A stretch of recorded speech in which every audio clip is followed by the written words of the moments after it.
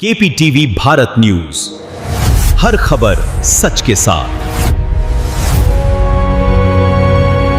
कानपुर के स्वास्थ्य विभाग, विजिलेंस और एसटीएफ की संयुक्त टीम ने एक बड़े किडनी तस्करी रैकेट का भंडाफोड़ किया है। इस कार्रवाई से शहर के निजी अस्पतालों में चल रहे अवैध अंग प्रत्यारोपण के नेटवर्क का खुलासा हुआ है। सोमवार को टीम ने एक साथ 3 अस्पतालों पर ताबड़तोड़ छापेमारी की। ये छापेमारी कल्याणपुर स्थित मिड लाइफ हॉस्पिटल, मसवानपुर के आहूजा हॉस्पिटल और पनकी रोड के प्रिया हॉस्पिटल में की गई।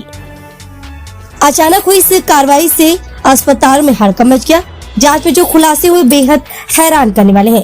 प्रारंभिक जांच में सामने आया कि गरीब और जरूरतमंद लोगों को लालच देकर उनकी किडनी निकलवाई जाती थी। इसके लिए फर्जी दस्तावेज तैयार किए जाते थे और मरीजों को गुमराह किया जाता था। इस मामले में पुलिस ने 3 लोगों को हिरासत में लिया है। पुलिस ने डॉक्टर प्रीति आहूजा, उनके पति डॉक्टर सुरजीत सिंह आहूजा और एक कथित दलाल शिवम अग्रवाल उर्फ काना को हिरासत में लिया है। इससे लगातार पूछताछ की जा रही। जांच में एक और बड़ा करेक्शन सामने आया है। सूत्रों के मुताबिक किडनी ट्रांसप्लांट के लिए लखनऊ से डॉक्टरों की टीम बुलाई जाती थी। आहूजा हॉस्पिटल के ऑपरेशन थिएटर का इस्तेमाल इस अवैध काम के लिए किया जाता था। इतना ही, इस रैकेट के अंतर्राष्ट्रीय कनेक्शन की भी आशंका जताई जा रही है। सूत्रों के अनुसार इस नेटवर्क के तार विदेशों तक जुड़े हो सकते हैं। विदेशी मरीजों और डोनर्स की भूमिका की भी जांच की जा रही है। फिलहाल प्रशासन ने सभी जरूरी दस्तावेज और सीसीटीवी फुटेज अपने कब्जे में लेकर जांच तेज कर दी है। इस मामले में और भी बड़े खुलासे और नाम सामने आने की संभावना है। कानपुर का ये मामला स्वास्थ्य व्यवस्था पर बड़ा सवाल खड़ा करता है। केपीटीवी भारत न्यूज इस खबर पर लगातार नजर बनाए हुए। कानपुर पुलिस और कानपुर मेडिकल डिपार्टमेंट द्वारा अब तक संयुक्त रेड में 6 लोगों को हम लोगों ने अरेस्ट करा है, जो मानव के अंगों का जो है ट्रांसप्लांट कराते थे अवैध ढंग से। उन लोगों को पकड़ा है। यहाँ पर हॉस्पिटल के मालिक, जिनके यहाँ पर ये ट्रांसप्लांट कराया गया था, वो आहूजा हॉस्पिटल है। उनके जो ओनर और डॉक्टर दोनों को पकड़ा जा चुका है। जो किंग पिन था वहाँ पर शिवम अग्रवाल, उसको पकड़ा जा चुका है।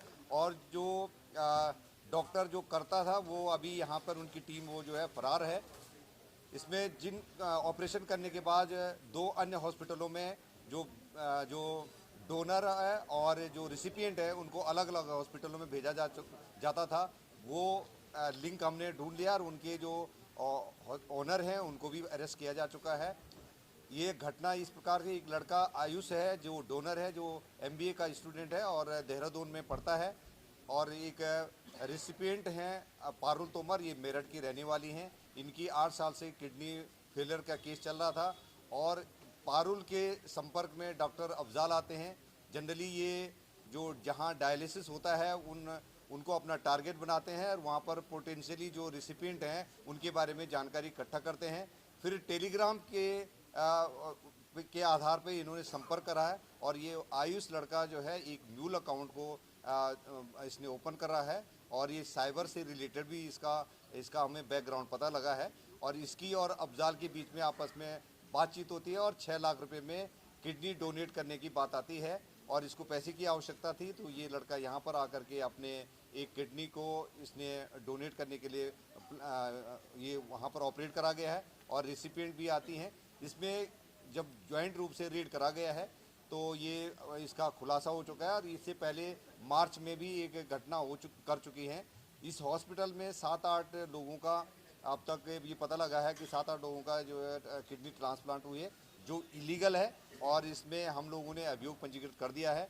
ये भी और जानकारी मिली है शिवम की तरफ से कि यहाँ पर अन्य 6-7 अस्पतालों में ये डॉक्टर रोहित की टीम द्वारा ऑपरेशन कराया गया है और किडनी ट्रांसप्लांट की गई है। इसके लिए हम संयुक्त रूप से CMO साहब और हम मिलकर के इसमें जांच पड़ताल करेंगे और जो लोग इसमें सम्मिलित होंगे उनके खिलाफ विधिक कार्रवाई की जाएगी।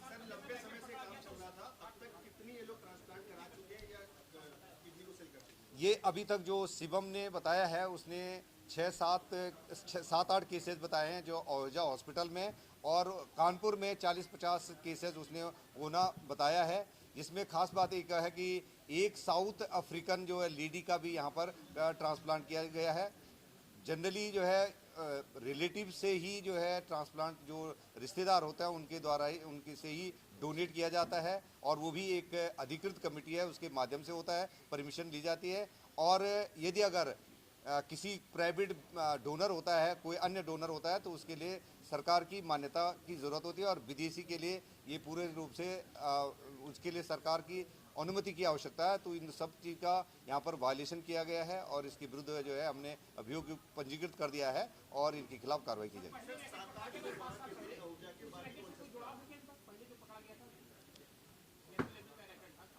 अभी उसकी जांच पड़ताल की जा रही है।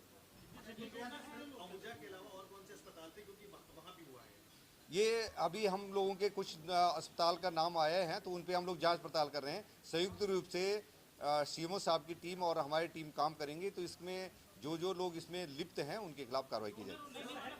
लंबे समय से इस तरह का जो सिंडिकेट पनप रहा था, क्या लगता है किसका संरक्षण था? ये अभी किसी का संरक्षण का नहीं लगे, बहुत ही गोपनीय ढंग से ये गतिविधि को अंजाम दिया जाता रहा है, और कुछ इनपुट आ रहे थे, उस इनपुट के बेसिस पर हमने पूर्व में भी एक हॉस्पिटल को सीएमओ साहब को अनुरोध किया था, तो उन्होंने जांच पड़ताल करा है और उस हॉस्पिटल को बंद करा गया है।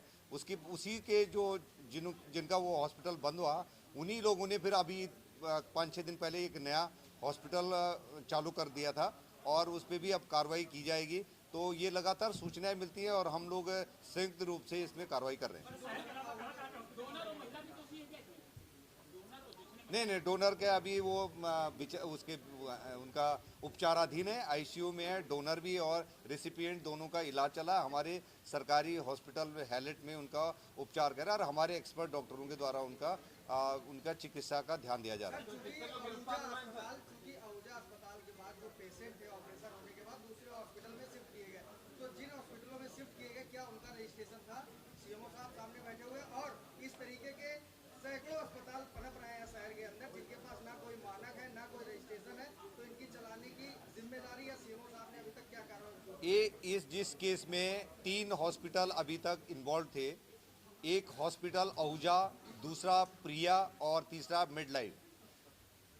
आहूजा हॉस्पिटल और प्रिया हॉस्पिटल का रजिस्ट्रेशन है, और मिड लाइफ का कोई रजिस्ट्रेशन नहीं है, लेकिन मिड लाइफ अभी चालू करा था, कुछ पिछले मार्च में 5-6 दिन पहले ही चालू करा है। जो ओनर है, इसका पूर्व में एक आरोही हॉस्पिटल था, उसको सीएमओ साहब ने सील कर दिया था। तो अभी ऐसे जो अनधिकृत जो अगर हॉस्पिटल चल रहे हैं, उसके संयुक्त अभियान चला करके ऐसे के खिलाफ कार्रवाई की जाएगी। अभी जो हमारे 3 डॉक्टर ऐसे हैं जिनके बारे में पता लगा है, वो मेरठ के हैं, जो अफजाल के साथ के हैं, और डॉक्टर रोहित की टीम है, जिसमें एनेस्थीसियन, जिसमें सर्जन और उनके स्टाफ, वो लोग अभी हमारे पकड़ से बाहर हैं, उनसे पूछताछ हो रही है, और वो जो खुद भी अपना मेडिसिन भी लेकर के आते हैं, सारा सिस्टम अपना लेके आते हैं, जो उन्हें सारी रिकवरी हमारे पास है। तीनों हॉस्पिटल की डीवीआर हमारे पास है, उसकी स्टडी की जा रही है। उनके मोबाइल फ़ोन के उन्होंने डेटा डिलीट कर रखे हैं, उस पर भी हमारी टीम जो है काम कर रही है। अभी तक हमारे पास कानपुर का ही हम लोग कर रहे हैं, और इसमें क्योंकि एनसीआर के डॉक्टर्स के बारे में हायर सेंटर कौन था, इसके बारे में अब और आगे जांच पड़ताल की जाएगी। ये अभी हमें कोई आइडिया।